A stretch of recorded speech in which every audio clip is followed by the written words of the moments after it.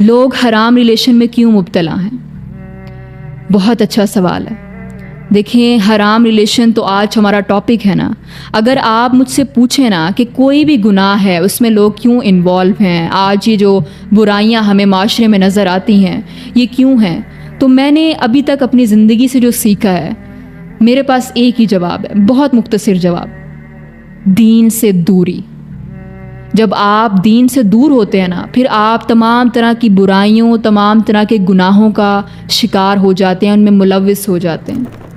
جو بندہ دین سے قریب ہے، دین کے ساتھ اس نے اپنے آپ کو اٹیچ کیا ہوا ہے، وہ قرآن کو پڑھتا ہے، اور قرآن ہی آپ کی کتاب زندگی ہے۔